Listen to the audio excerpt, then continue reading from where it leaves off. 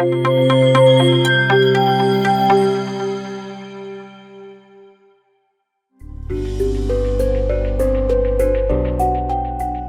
Ningas sudah lama dikenal sebagai kampung logam. Desa di daerah Sidoarjo, Jawa Timur ini dihuni 320 pengusaha UMKM logam. Hampir seperempat dari penduduknya, yaitu sekitar 3.000 orang di Ningas bermata pencaharian perajin logam sejak puluhan tahun lalu. Tak hanya sekadar berkumpul di satu desa, para perajin ini tentu saja menggerakkan perekonomian di desanya. Tapi satu demi satu masalah di sektor industri logam ini bermunculan. Para pelaku usaha pun harus mau berjibaku untuk bisa mengurai masalahnya. Mereka juga harus menaikkan kapasitas dan kemampuannya untuk bisa bertahan hidup. Aparat di Desa Ningas pun turun tangan membantu mengembangkan kemampuan para pelaku industri. Misalnya BUMDes Ningas yang memfasilitasi pengembangan usaha, baik manajemen keuangan maupun pemasaran produk logam. Beberapa UMKM di Ningas mulai membesar skala usahanya, mereka pun mampu menjalin kerjasama dengan perusahaan skala nasional. Memang juga ada di sini yang perusahaan yang binaan Astra ya, ada 5 yang binaan Astra. Nah, artinya kerjasama di pengembangan kegiatan industri ini sudah dilakukan.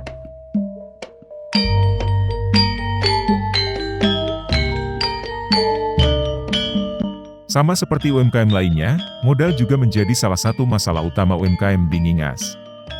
Para pengusaha logam itu berharap bisa mendapatkan modal dengan mudah dan beban yang ringan.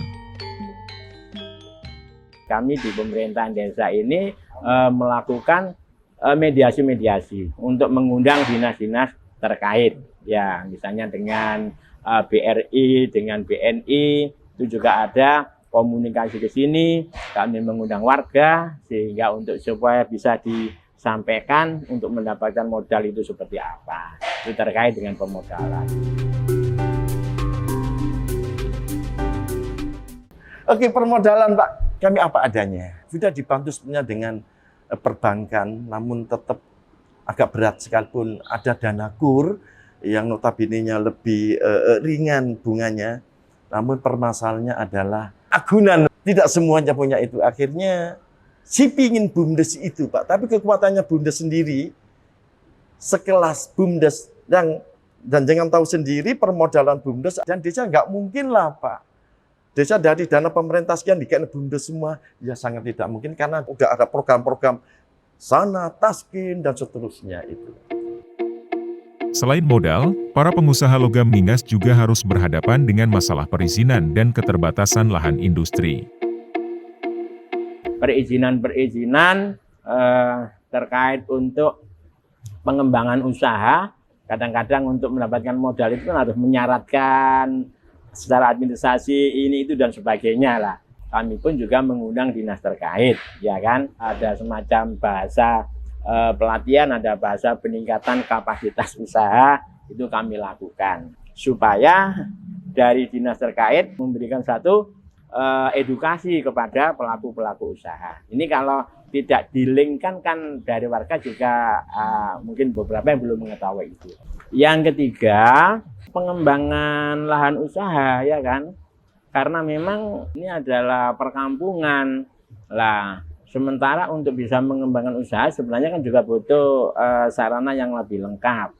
Sehingga yang dilakukan oleh warga kami, ya dalam rumah itu ya dipakai kegiatan untuk istirahatnya. Di belakangnya mungkin juga dipakai satu produksi juga, ya. Di atas ketiganya, masalah bahan baku menjadi masalah besar yang menghantui para pengusaha logam Ningas. Monopoli dan harga impor produk Cina yang lebih murah, membuat pengusaha di Ningas susah bersaing. Harapan kami juga Pak, mendapatkan sumber bahan itu Pak. Kalau kita mendapatkan bahan murah, alhamdulillah. Kalau kita nggak sudah terlanjur deal PO-nya, kemudian bahannya mahal, tetap kita jalankan. Kita nggak bisa menghindari itu. Maka kalau bekerja sama mungkin dengan KS yang dulu pernah ada di desa ini Pak, KS itu dulu ada pernah di desa kami. Sekitar 20 tahun yang lalu itu ada di desa kami. Krakatau Steel menyuplai itu dan sangat membantu. Kemudian tidak mungkin kalau ada lagi dari KS memberi bahan baku plat itu Pak, insya Allah kami juga akan terbantu. Untuk bisa terus beroperasi, BUMDes di Ngingas pun mencoba mengakali masalah bahan baku ini dengan bahan alternatif. Terakhir mereka membelah tong bekas, mengepres dengan mesin pres sehingga mendapatkan hasil akhir persis sama dengan lembaran besi. Kalau bahasa Jawanya nggak cocok Pak, kalau kita beli yang bagus, dengan hasil yang dijual kita, saya total Pak ya, dengan bahan baku, pengeluaran sekian, kosnya lebih tinggi. Otomatis kita cari bahan, terutama yang nggak nyalai aturan lah. Salah satu contoh yaitu dengan tong-tong tuh, ini lawan kami adalah Cina, nggak main-main. Ternyata kami sampai dipercaya, ada 5 IKM kita, itu dibina Pak, dipercaya sama Astra, bisa memenuhi pasar itu, kami bangga Pak. Ini prestasi yang tinggi. Alhamdulillah sampai detik ini tidak ada yang gulung tikar. Kenapa? Kami pintar-pintar berinovasi. Kalau untuk bahan baku di kampung kita, suppliernya itu kan kebanyakan dari Jakarta, dari Semarang, dan dari Surabaya. Permasalahan yang di kita sekarang ini adalah mengapa bahan baku di dalam negeri ini lebih mahal untuk bahan baku pelajar daripada di Cina. Itu selisihnya 30%. Dulu sudah pernah survei ke Cina itu rata-rata sampai detik ini antara 30% selisihnya bahan baku. Jadi pada waktu itu di sini 9.500, Cina itu masih 6.000 lebih. Per kilo. Akhirnya kan selisih 30%. Pengembalian pajaknya 10% lagi. Dia kena pajak 10% tapi dikembalikan lagi 10%. Dengan nilai tenaga kerja cuma 15% yang dilakukan sama Cina. Dia ekspor ke sini, kita masih baru ketemu bahan baku, dia sudah ketemu barang jadi. Itu yang tidak bisa kita elakkan. Jadi permasalahan yang sekarang ini karena Krakatau Steel yang ada di Indonesia itu adalah dimonopoli.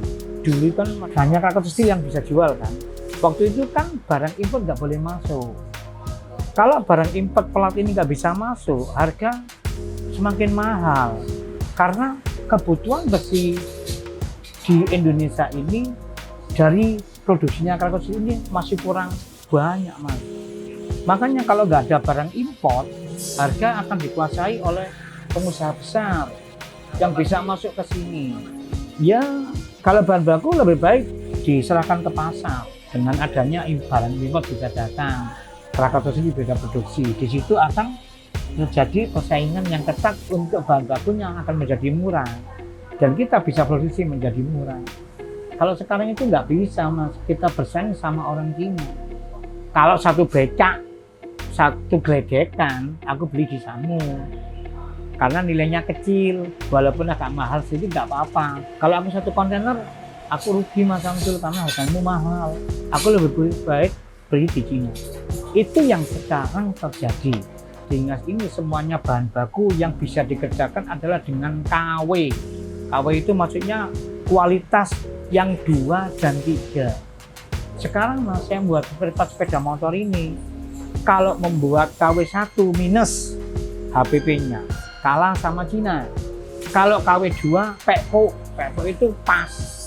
Kalau KW 3 baru bisa bayaran. Akhirnya teman-teman KW 3 yang kita pakai sekarang ini. Kalau KW 3 barangnya susah, juga tidak bagus.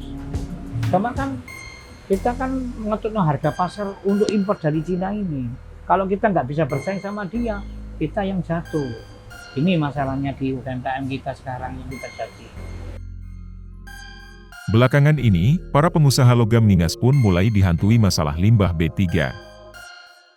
Kami ada sosialisasi B3, dan kami tahu beberapa hal memang melanggar B3.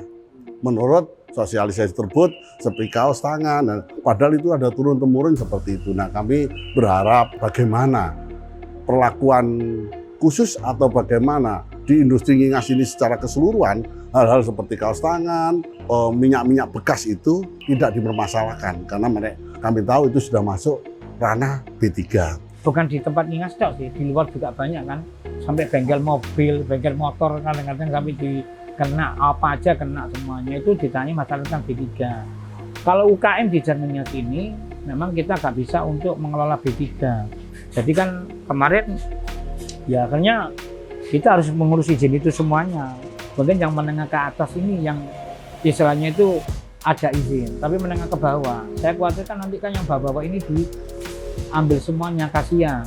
Yang besar ini aja sudah punya perizinan, kita juga takut. Dulu masih ada promosi di tempat-tempat kerja kita terima jasa krom, jasa coating, jasa bubut, jasa plong, jasa las.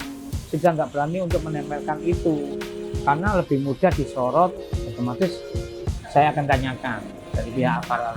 Yang namanya celah, akhirnya kan tetap kena. Jangan ditakut-takuti, tapi kalau bisa kita dibina. Ya apa caranya yang lebih baik untuk masalah tentang B3 ini. Nah, kehadiran pemerintah sebetulnya kami berharap gunakanlah produk kami yang ada di sini. Itu harapan kami. Jadi kami bukan menjadi pihak ketiga atau keempatnya. Sehingga dari subkon itu, kalau kita bisa kita mendapatkan sendiri tender itu dengan persyaratan-persyaratan, insya Allah kami akan berusaha memenuhi untuk itu.